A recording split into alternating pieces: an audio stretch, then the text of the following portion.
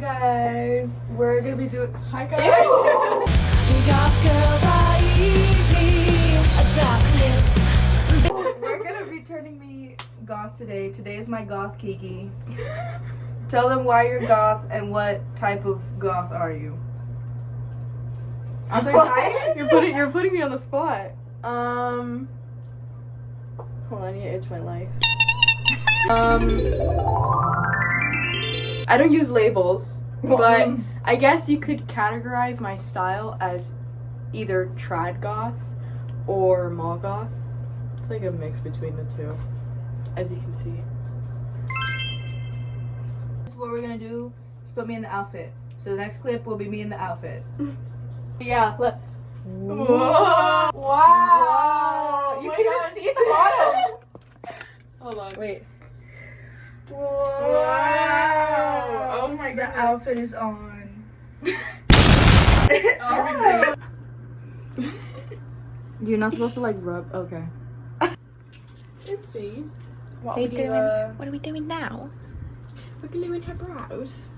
Oh, That's why are you doing it so much? Just wait. Trust. Trust my process. I have to make it like a straight face. What do I do? I should have got. Do you have alcohol wipes? Because I was like supposed to get that, but ugh. I need like something to clean the glue around. So right now, oh my god, Hi, Diva. we laid down her brows. Apparently, I have really long brow hairs. Apparently, yes. But listen, everything is always possible. So right now we're gonna get to work on the brows. We'll be back with you in a moment. The foundation that I'm using right now is actually not a foundation. It's this grease paint stick. A lot of goths on TikTok and I don't think on YouTube. I've never seen goths on YouTube recommend it, but goths on TikTok like highly recommend this all the time. And I can't fucking stand it because that's the reason that I first got it is because I'd see it everywhere and everyone would fucking praise it. And when you set something like this in a setting powder that's pressed like this one, because this one's brand new, but I had one before where half of it had grease pan, which is where this makes all the makeup clump up together and it's not usable anymore.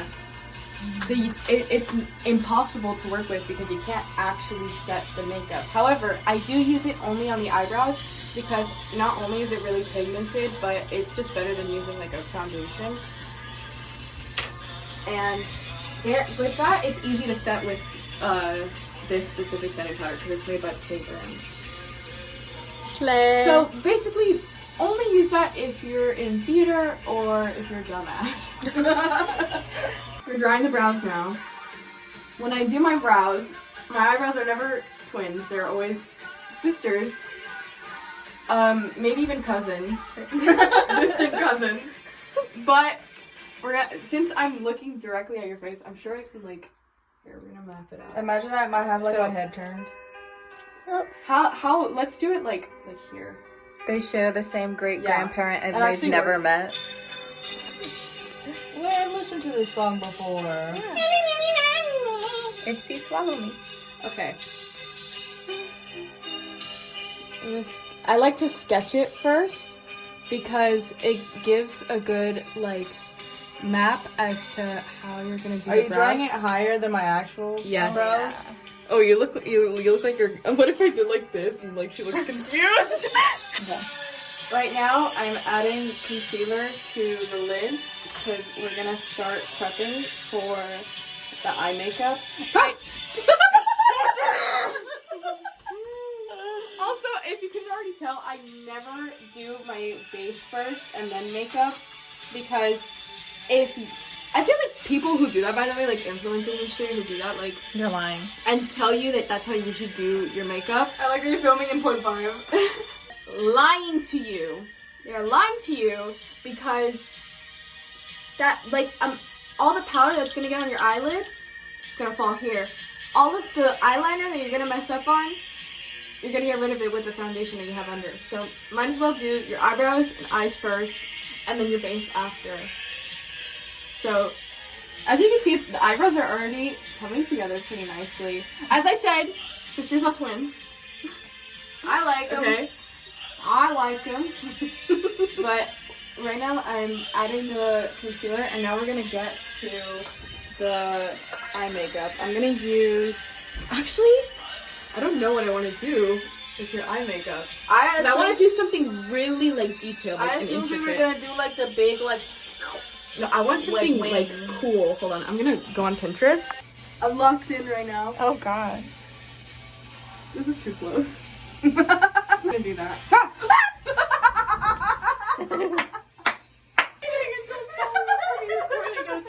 Do that. This is Emily the Strange Sabbath, and it says, "Who is Sabbath?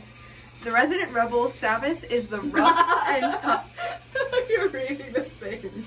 The fuck is so funny? I didn't know you were gonna read it. Resident rebel. Sabbath is the rough and tough member of the Bad Kitten Club. A trouble seeker with no boundaries, Sabbath has a notch on his right ear, sometimes bandages, and a bent whisker that resembles a lightning bolt. And it's right there. I painted a coaster with this specific cat. She has four different cats. Ah! So what are we doing now? We're doing the eyeliner. In the picture, it has very like not super. It's actually not as intricate as you might imagine. It's pretty simple shapes. Are you gonna draw the cross on me? Do you want it? Do you want it? Are you dying for it? You're asking for it. You want it? I don't Because want you're it. asking for it. You're dying for it. I noticed in a lot of goth fashion, there's a lot of like. You say it like a nerd. That's not how to go with fashion. Like a lot of like cross motifs. Would you Absolutely. explain to us what that is? You know what? I don't know who was the first to start doing that. Like I Gothic think architecture and stuff, it was very popular in Europe in the Middle Ages, you know, when like Black Plague was going around, and it was on like churches and everything was religious back then. I'd say that's like where it originates from, but when it comes to fashion, I think a lot of like religious imagery in fashion can be traced to this one specific artist. Well, he was the lead singer of the band Christian Death. Oh, Sabrina Carpenter fucking slaps. I love Mother. What y'all know about that one episode of They want to see if I have autism. You don't. Let's go tell them you don't. Headband. To answer the question you said earlier about religious motifs in religious motifs in fashion.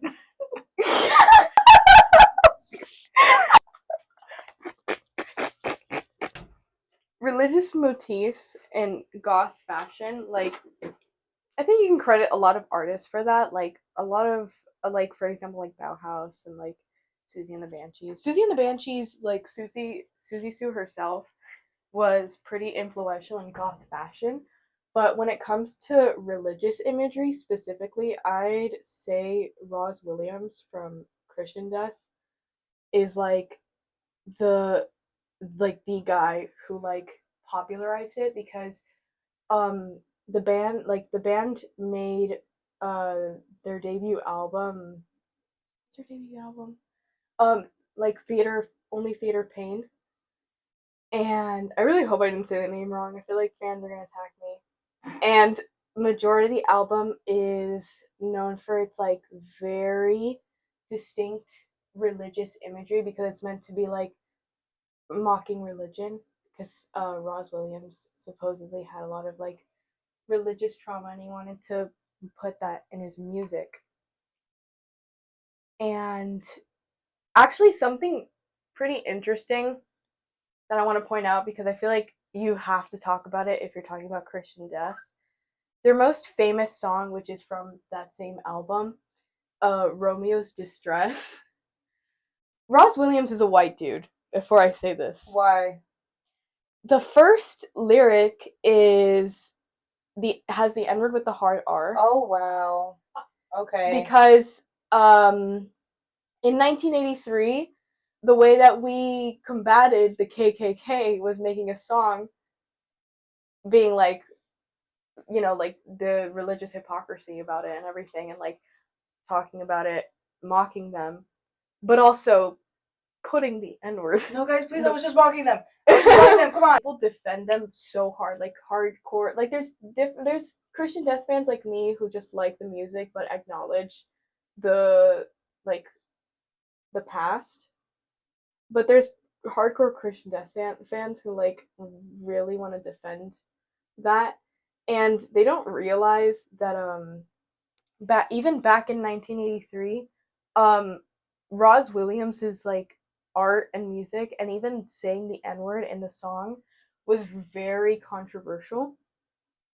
Like, because he played into shock rock, you know, like how there's like shock humor. There was shock rock where like people would like cut themselves on stage and shit like that. Like it's meant to be shocking. It's meant to make you go like, what the fuck? So it's meant to make like a statement, and that was pretty popular. He also used a lot of Nazi imagery. Yeah, a lot of goth bands, I'm pretty sure, did that. Like I know Susie and the Banshees. Do they say why? I think it was meant to just be like ironic. Well, in my personal opinion, I don't think that's what you very- should use it's for very- irony. I sorry, you're not supposed to pronounce the R. I apologize. Irony. Why did I just pronounce the R? Irony. Sorry. I'll put the picture on screen, but I've worked with God, I forgot what it's called. It's like that putty. Oh my god, I almost spilled my eyeliner. Scar wax? Yeah, Scar Wax.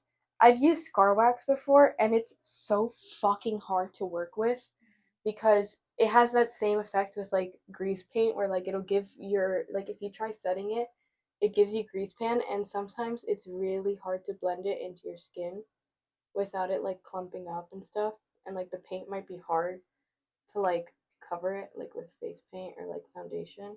I think practical effects in like horror films specifically, like I think it makes them better. it makes them 10 times better. I watched a documentary on like some of the famous like slasher movies, like for example like Nightmare on Elm Street.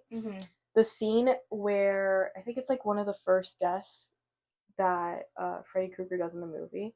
They're like spinning around in like a room, and basically they had to like suspend like a room midair, so it was like a box, and they like would like flip they it actually over. spun it. Yes, and they'd like spin it and like spin it around. It was so cool to see like throw up. like honestly, I think I don't know how many takes it would have taken. Like they did. Don't use CGI. It makes it look Where? way cooler. No, sure. Because I don't know. Like if it looks more realistic, like if I look like I can actually touch it, I think that makes it scarier. Exactly. That's why. What's some movies that like don't use CGI really, with like horror movies? All the older films. Well, yeah, because they couldn't. The Exorcist. Is a good one. That's creepy. The Exorcist, they for the vomit, they use like a I think like a soup or something, like a soup recipe. I actually don't know how they did the head spinning scene where like her head spins 360. But that's I love The Exorcist is one of my favorite horror movies because like the old one. Yeah, of course. Film The last that I decade, I feel watched like has not been good. Was for horror. Totally Killer, the one with I didn't like it. I thought it was cool. I thought it was cool at first, but like the more I thought about it, there were so many plot holes. Like what? I can't remember. I think one of the biggest plot holes is like when the mom grew up. How did she not remember? That's what I'm thinking. How did she not ever like realize that looks exactly like her daughter? Especially since they had pictures of it. Yeah. Okay. It took me 2 hours to do this because I'm a bit of a perfectionist, and I'm trying really hard to just live with it. Hold on, I need to clean So up what's the rest of the face that we're doing? Is it now just my base Yeah. that we need to do? Yeah. Oh, okay. So then we're almost done. And lips. And then this cross thing. Are you gonna do like the lips? Because in the picture it's like very short. Yeah, pointed. I'm gonna do that. We're gonna do the pointy vampire lips. So for the foundation, we're gonna use LA Girls Pro Coverage White Foundation. This foundation, so good. And I like the sound that it just made. Oh, the pop Like, one. yeah, you do Let's enjoy the listen to pop. that again. Oh, up to the mic. It's good. Okay, I just put it on the back of my hand. Oh my god, it like Came. oh spurted, but I felt a little bit uncomfortable using the word spurted. And I like to tap it in. I never like swipe because it leaves too many brush strokes. And besides, you're gonna blend it all anyway This with smells. a beauty blender. This smells like something familiar. Sunscreen. No, I don't know. It doesn't. I don't think it does. It smells a little bit more chalky than sunscreen. It does. Okay. Hold on. I'm sorry. I was Camera, what do you it. think? Smell it through the mic. Drop. Oh! Guys, drop what you think it smells like down in the comments below. Those of you who have used this foundation. Record. Can you please say what you just said? No, that's embarrassing. Alyssa said that lash glue smells like fish pussy. But what does that mean? Like it just smells like tuna vagina. That's just a synonym. Scratch your minge, sniff your fingers, cause you got bigger fish to fry. So before you start gossiping about me, love, scratch your minge, sniff your fingers, because you have got bigger fish to fry. Okay, guys, I found out what it found out. I realized what it smells like. It smells like the fog machines at Halloween Horror Nights. Which actually is pretty fitting. Okay, Which right now it's looking super cakey. Like if I went out like this with like my foundation like this, I'd just kill myself around the do you spot. put it down to your neck or no, just your No, face? just my face. Okay. Never my neck. What is mall goth? I hear that. Mall goth is a subculture that's like sort of sprang up in like the 90s. And actually the term mall goth back then was like basically the like how people would like call you a poser, because it was like people who saw like gothic clothing that was like commercialized and didn't care for the subculture, didn't listen to the music, and they would just dress the fashion. And a lot of since mall culture like was like really popular at that time, it like that's kind of what the term like branched into. But like the style itself has sort of like lost that poser meaning, and now it's more or less like just reminiscent of like that like 90s and 2000s like trip pants and like manic panic red dye. Do you think for someone to call themselves goth, they have to dress the fashion and listen to the music, or can they just do one? The music is fine, and also like goth is very much rooted in like punk politics and like ideologies. Mm-hmm. So I feel like that's also incredibly important. But you don't have to dress goth to be goth. When you say like ideologies, like what do you mean? Like, I feel like I'm interviewing you. like this is really ideology. Yeah. Progressive. Or like anarchism actually, because a lot of punks are anarchists. Like, you know, the anarchy symbol that's popularized by punks. Goth was born from the post-punk movement that began in like the late 70s from bands like Joy Division and Bauhaus, Talking Heads. out of like all the Talking Heads is not goth, but they're post-punk. after all the goth fashion trends, what would you say is your favorite? Honestly, like this look, people say it's trad goth, but it's meant to. I feel like it's a modern interpretation of how, 80s goth makeup, because in the 80s it was less about black and it was actually a lot more colors that were incorporated in different kinds of like laces and fishnets and patterns. But with the makeup, it was like fairly minimal. There are some people who wore white face. I think the only like one of the first artists that I've seen, or like one of the first goth bands that I've seen like incorporating white facing in like white face paint into their work is the band Specimen. When it first started, I'm sure it was probably just to look like have that dead look, but it's also meant to be like, oh sorry, I like blue. Goth stereotypes. I don't get stereotyped often, but I think Satanism is like something that a lot of people think is associated with being goth, and like honestly, not at all. I don't know where people get that from. I guess it's because the Satanic Panic was happening around the same time that goth culture was like on its rise, and I'll fix that. And it sort of bled into that, and like people still think that to this day. Like, I don't know if this is right or wrong, because I know with emo people, I mean, I guess it kind of makes sense for emo people, but the stereotype is that there's like a lot of like suicidal ideation when it's. Oh my god, But people! yeah, like goth. I was too, gonna mention right? that people love to think that it's like, oh, you're goth because you're depressed, you're goth because you're dark, you're goth because I was depressed before I before I started getting more into the subculture. When you were, I think you're most depressed. Your room was still all pink. Bro, you were Yes. Hello Kitty. You were like pink And Chapel Rome. Like, people associate you wearing the color black with you slitting your wrists, which is just stupid. It's stupid.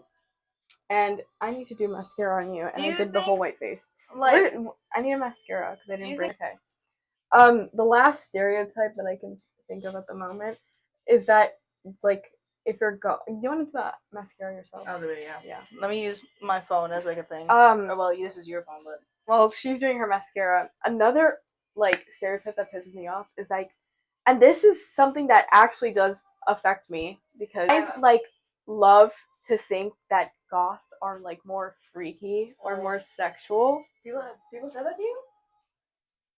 More guys. bro, all those guys that are like, I need a goth girl. Oh, I need a yeah, goth sorry. mommy. What do you think? I need a talking thick about? thigh, Yeah. big titty goth mommy. Like, But You need therapy. like the goth that they want isn't the goth you are. Exactly, because like what they have in their head is It's like a picture I'm gonna put on the screen when I'm that. what they call goth is like an e-girl. Yeah, and even when they do consider this, it's all like just a sexualization. It's awful. Like we're not a porn category, okay? We're just a group of people who just like music and dance kind of funny. There we go. so Kiki, when did you start getting into the subculture and stuff? Like what I mean, era of your life? Honestly, like I always listened to goth music, even as a kid. I was always like the kid who listened to 80s music, but I never thought it was goth music. I was just like, it's just 80s music. But like I listened to a lot of new wave, new romantic, and like some gothic rock, like post punk. But like in a mix of other like 80s pop. So like that's how I would just label it. I was just like, oh, I just really like 80s music. My sophomore year of high school was when I started getting more into the subculture. I started like incorporating more goth clothes into my wardrobe, and then I think what was it that last summer I like donated a bunch of clothes that I didn't wear anymore, and now my closet's like all black. But that's how I got more into the subculture. But I always listened to the music. I just started learning more about it. The 50, and then I have Girl. Contour is looking snatched. Wait, I think it's good. So then we need jewelry. I don't want to blend it too much because I want it to be dramatic. Then we need jewelry, and then you guys need to like zhuzh my hair. Yes. Wait, look straight at the camera. Let's do Is she fierce? some angles. Is she fierce, guys? It looks so good. You look like a whole new person. Thank you. I think that's the point. But like you really like it looks nothing like Guys, yourself. also Kiki's been wanting to do this for like the last 3 years. Not that long. Like 2. We're in her bathtub right now, and we have Goth Queen in the back closing the door. There's an ant on the wall. Oh, she wants to make Hold another on, TikTok. I'm staring at the ant. The ant flew. She just ate the fuck up in her TikTok. There's more ants coming in. There's two of them. There's 3. Hello. There's 4. I'm straight up just gonna tag you. Big ass light. I don't know any more goth songs. What do I do? You gotta do one to Bauhaus. Yeah, and Bella Lugosi's dead. Yeah. Bella Lugosi's. Oh, hold on. Acapella. Bella Lugosi's dead. Herself, I don't know what's going on. Hold on. Hold on. Oh, I accidentally pressed on a button.